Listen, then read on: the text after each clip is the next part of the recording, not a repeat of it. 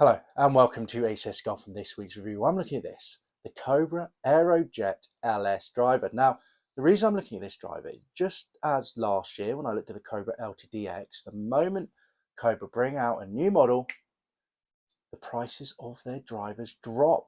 Not only, well, buying it brand new, because obviously they do deals to sort of clear out the old stock, but even so on eBay. Unlike your sort of your TaylorMade, your Pings, your Titleist, etc., Cobra doesn't hold its value well. So potentially you can pick up some really good bargains for, let's be honest, some fantastic drivers out there on eBay, on Facebook Marketplace, etc. So that's why I've picked it up, because just like last year with the LTDX, it's a perfect time if you're looking for a new driver and you want something a little bit more modern to go and pick this up. Because let's be honest, when compared to the brand new clubs and whatever in over 10 years, there really hasn't been that much difference. So your average player, such as myself, who picks up a club like this, isn't really going to notice much difference between this one and a new Dark Speed that they brought out this year, sorry. I mean, I might not even notice any difference. And to be fair, I even have the Dark Speed at the moment, which I will probably test against, well, not probably test, I will be testing against the LTDX, and I've got a normal Aerojet model as well, and I'm going to be putting them all against each other to see if there is actually any change, or any change that I can see. So don't forget to subscribe to the channel to make sure you don't miss that. Probably most likely going to be coming out March time, I think. So something to look forward to. But as I said, a great time to be looking at buying this club if you want something shiny, newer, and you don't want to spend an absolute fortune. So there you go. Now, as always, we're going to have a closer look at the club. Then we'll come back here, go through all the technology that's in there. Then we'll get down to the range, throw some figures at you, and then come back here for the ACS Golf Scale. All right, let's have a closer look at this club.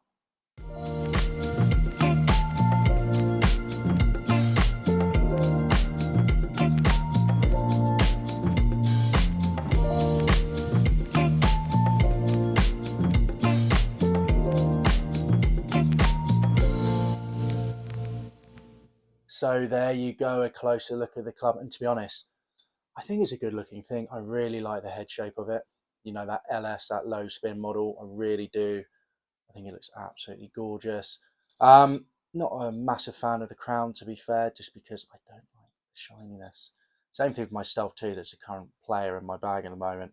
You know, just catch a cloud of the sun shining, which maybe not in the UK happens all the time, but when it does happen, I do find it quite distracting. But last year that seemed to be the main thing, and they all did it. So there you go. But overall, I think very cool looking club, and also great head cover game.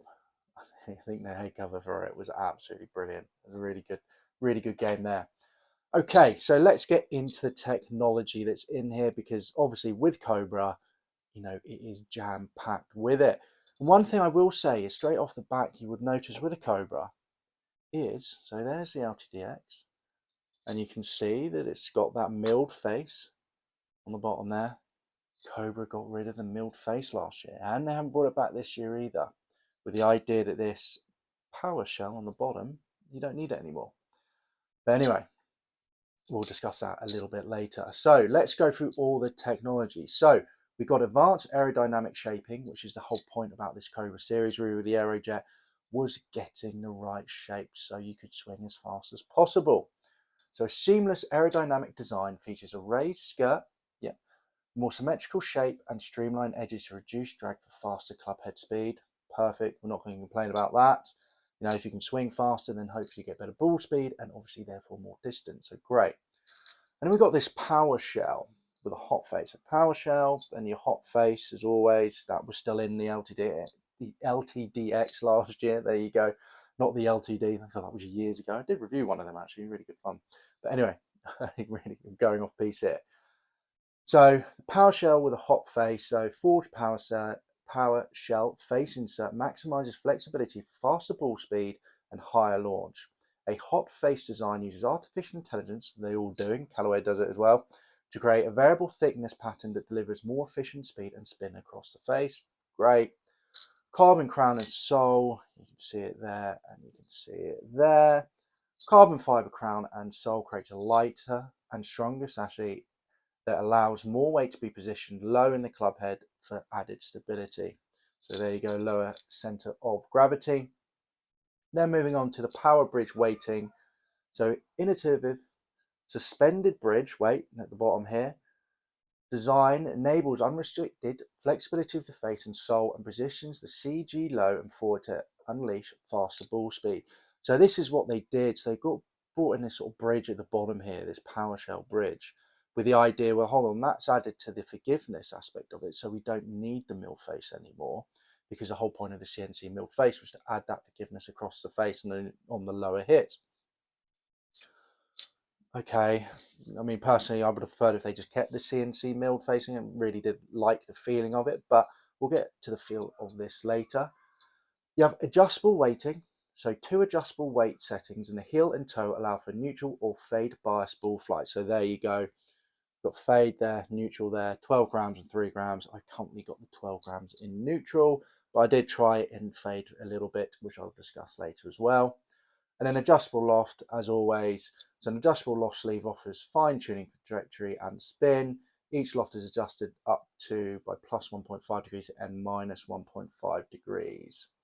So here you had a loft of where you have 2 heads. If we just go into that quickly, you had a 9-degree head and a 10.5 degree head. I think there was long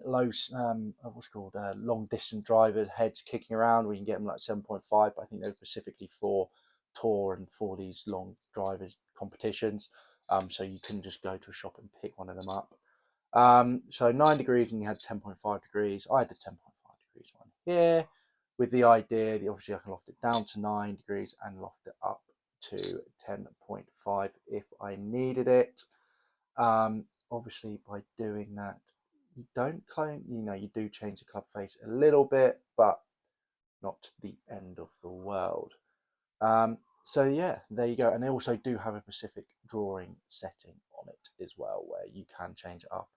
I believe you go, you can change it down by 1 and change it up by 1 and still have that draw setting, which is quite good, because a lot of the times if you want that draw setting, you have to increase the loft of the club with, say, TaylorMade. If you want to reduce that draw setting, you've got to decrease it. So it's quite nice that you have that option where if you want to decrease the loft, you can still put it into a draw setting if you need it, which is quite nice. It's not as good as Titleist. I think Titleist, when it comes down to adjustability, is fantastic, but gives you that option, which isn't the end of the world. But I mean, just by moving it from standard, to be fair, to that minus 1.5 or increasing it to that 1.5, it does change the lie angle a little bit, increases it. It means it does close the club face a bit. Not as much as the standard draw setting, which increases up a lot, but it does actually do it. So you can't generally decrease this to get the fade setting. But which the standard is basically the closest you'll get to that. But obviously you can change the weight here. And I will say at address, this isn't a closed face at all. This is a very open face, so you'll be fine with that. Just going through the other models as well, let me know in the comments, down below, if you want me to do the normal version and compare these two, because I do have the normal one, which, like I've said, I will be comparing with the past, with the LTDX and also the Dark Speed this year. But what it says, and what I find quite interesting on their website, is they have 3 heads here: the Aerojet LS, the Aerojet, which I do have, which is over there, and then the Aerojet Max. Now, if you go into launch profile, etc., so the Aerojet launch was low, and then you go to the LS launch low, spin low, shot shape, natural to fade bias. Yeah.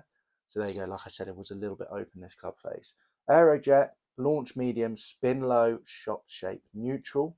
And then Aerojet Max, launch high, spin mid to low, shot shape neutral to draw bias.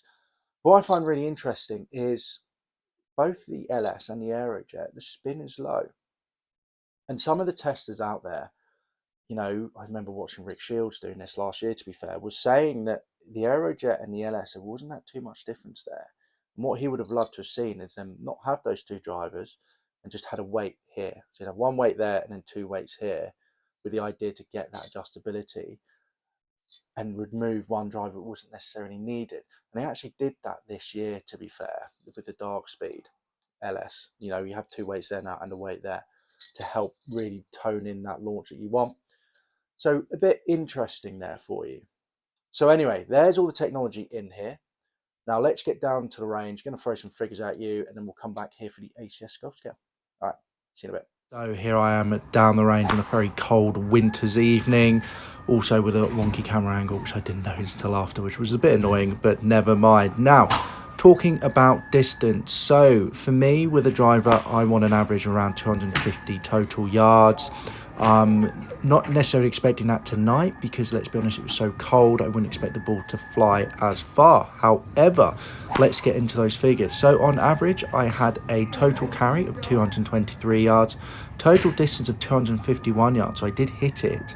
Ball speed 149 miles per hour, launch angle 12, height 59 feet, and club head speed around 98 miles per hour. So club head speed was exactly where I'd expect it. Height, again, is pretty much where I'd expect it. This is a low spin driver, so 12 degrees really for me. If I wanted to get maximum out of this, I'd need to get that 12 degrees up to sort of 14, 15. Total distance, I was really happy with that. The longest on the night was actually 264 yards, so that was fantastic. Ball speed was right up there, you know, on average I normally want about 150, so 149 again was great. Obviously, being a low spin driver though, the carry was a little bit less than I'd hoped for, but overall really happy with the results. So there you go, and not bad figures at all for a very cold day, and the fact that it's an LS version, which normally, because of my swing speed, I tend to avoid. But my train of thoughts at the moment with a low spin driver is in the summer that we're coming up to, hopefully sooner rather than later. You know, the fairways over here in the UK become rock solid, especially where I am in Surrey. And so if I can get a driver that's low spin, or I might not get the carry I want, but if I'm getting a rollout, you know, that's generally the most courses I play, there's no danger in front of me, it means I could get some really decent distance overall this summer. So it's definitely making me thinking a little bit about putting this in the bag, to be honest. So yeah, but overall, really happy. You know, average distance 251 yards. Happy with that. You know, had one that was 264, had another 258. So we did have some good numbers over it. Ball speed 149 miles per hour on average, just below the 150 mark. But again, cold day, happy with that. Pretty much exactly where I want it. When it comes down to swing speed, 98 miles per hour on average, which I was a bit surprised by, to be fair. You know, it just shows you that even with this aerodynamic work they've done, someone around my swing speed might not really be noticing that much of a difference, to be honest. And a lot of the time, you know, you watch these reviews and it's like 0.3 of miles per hour more sort of thing. So it's not a huge amount of difference, to be fair, even with all this sort of, you know, well, the shape of it, etc., and aerodynamics doesn't necessarily make a huge difference unless you are swinging very, very fast, and then I'm assuming it will do. And it was quite weird as well because, like I said, 98 on average. Fastest was 101, and I was actually doing a bit of testing with the Stealth 2 to see where my swing speed was. That was with that. There you go. And the Stealth 2 came out 104 miles per hour. Not average, sorry, but the quickest was 104. So bit of a weird one, but there you go. Anyway, let's move on and let's get into the SS Golf Scale now, and let's talk about distance. Distance, I've given this a 4.5 out of 5. For me, like I said, it was pretty much on the average, but there's an average in the winter. You know, you put this into my hands in the summer on a golf course that is dry, and this thing is just going to keep on going because of that low spin.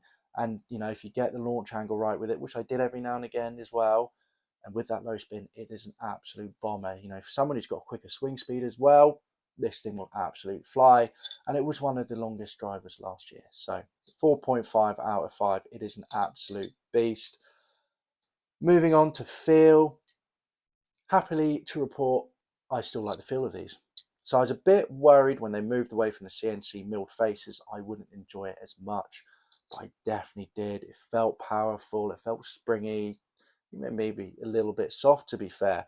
Just overall really nice feel on that club face. And I knew where my mishits were as well, which I always enjoy, just because I know exactly, you know, well, I'm standing too close, I'm standing too far, etc., etc. So really happy with that. So feel 4 out of 5. No, happy with it. Looks, I've given this again a solid 4 out of 5. Like I've said, I love the color scheme. I do love the head cover as well. The only reason, and I love the shape, the only reason I'm giving it a 4 out of 5 and not more is I just don't like a shiny crown. I really don't. But overall, this thing's right up my street. I quite like bold colours and, you know, the red and the white and the blue. So very much up my street. So 4 out of 5 on that. We'll talk about the price in a second, because the price is for me, it's one of the best things about this club. Forgiveness. Now, forgiveness has been a bit of a difficult one for me actually to really put it down, because I don't want to be harsh, but I don't want to be like, oh, you know, anyone can go and pick this club up if you've got, you know, good swing speed. Then it doesn't matter where you hit on the face, you can get some good results. Because I think the forgiveness is generally quite good over the face. I mean, I didn't really have that much of a drop of, you know, speed, but consistency wise, where the ball was going with those miss hits wasn't great. So even though forgiveness for, you know, ball speed, I'll say is a 3 maybe, I'm giving an overall 2.5 out of 5. Consistency wise, unless you're very consistent with your swing, you might struggle with this. I mean, I was testing this on the same day as I was, you know, obviously practicing with my Stealth 2. I was actually testing the Ping G400 Max, which I've done the review on, so check the channel for that. You know, the Ping, where it came down to consistency, was like 77%. TaylorMade was around the 70% mark, and this was right down around the 61%. So it didn't have that consistency that I personally would want, and that's why I brought that forgiveness level down to, you know, to 2.5 out of 5. But there are some great features of it. You know, you have that adjustability there. At the moment, everything for me, when it comes down to driver, a lot of it's coming out to a hook or a, you know, really big draw. And so I did move the weight from the neutral to the fade, and it did help to straighten it out a little bit as well. And workability wise, this is great. You know, I took it out on the course, took it to Reigate Hill the other day. You know, there's 2 holes on there where you want to be able to fade the ball, and straight away I faded the ball really well, which for something like with my Stealth 2, for example, I struggle with. So playability, excellent, and you do have that adjustability as well, that if you are hooking it to the left, you can put it in a fade setting, which will definitely help it straighten up and even maybe get yourself a little power fade. So overall, there you go. So not great on forgiveness, but workability wise, etc., like that is great. You just need to be a very consistent ball hitter for this, and this is what they're aimed for. You know, they're aimed for that low, you know, fast swing, sort of better player. So I'm not really surprised by that result, and I definitely don't think it's a turn off if you're watching this. You know, if you are a good hitter of the ball with your driver and you like good adjustability, it's a very good club, and especially at the price. So here we go. Price 4.5 out of 5. And the reason for that is on eBay. You know, I've seen these sold for £185, which is $230 roughly. Another one I saw for £156 that went. This is including postage, by the way, which is under $200. Brand new, I'm seeing them on eBay for going for £220 or $275. Now, if you're looking on Golf Bidder, for example, you're looking at sort of £216 start off with, which is around $270. So Golf Bidder is a second-hand mark over here in the UK. And then if you're looking at sort of comparisons for that, remember this is 2022 club. You know, TaylorMade Stealth Plus is more than that. That's 2021. You know, Ping G425 LST is more than that. You know, that's 2021. Don't get me wrong, the 425 LST I reviewed and definitely has more forgiveness than this. But it really, for the price of this, it is a great bargain. If you want a low spin bomber and you a good strike of the ball with some decent adjustability, it is an absolute bargain. So that's why I'm giving it a 4.5 out of 5. And brand new as well at the moment, you can pick this up for £300 in Scottsdale. This is a shop over here in the UK. So that's around $370. Brand new. And like I said, beginning of this video, it definitely hasn't been that much, well, much improvements from previous years and this year. So it is definitely worth having a go, going out there and picking this up for the cost of it, to be honest. And that's why I'm giving it 4.5 out of 5, because I definitely think it is a bargain and an absolute right time to pick it up. And even if you're looking at the standard Aerojet or the, you know, the Aerojet Max, again, they've dropped down in price, and again, absolute bargains at the moment. If you want that newer driver just to look good in the bag, you know, and still perform really, really well. Don't get me wrong, if you want to save yourself even a little bit more money, then you could go like maybe Rad Speed or back a little bit when it comes down to Cobra. But You know, if you're picking this up for £185, you know, you're not exactly saving yourself a massive amount of money by going for one of the older models. So there you go. So my overall view of the Cobra Aerojet LS driver, an absolute low spin monster, really good if you got the swing speed for it, you know, and the consistency of the strike. It is definitely worth having a look at. And personally, will I be putting this in the bag over the summer? I'm definitely going to think about it, you know, see if I can get used to the swing of it, see if I can really get the launch up, and maybe a little bit more spin, a little bit more swing speed, sorry, in the summer might help increase that spin a bit so I can get a little bit more carry distance, because I do love it, to be fair. To be fair, at the moment, it's probably not the right club for me, but, you know, with a bit more work, possibly could be, and it would make me very happy if it was, because it is great. All right, guys, I hope you enjoyed this review of the Cobra Aerojet LS driver. Remember to hit the subscribe button if you haven't done already for weekly ACS golf reviews. And also comment down below, you know, have you tried one of these drivers? You know, what do you think of them? Have you tried them compared to your older models? Again, you know, how do you think they compare? And also, remember, if you have enjoyed it, do give it a like.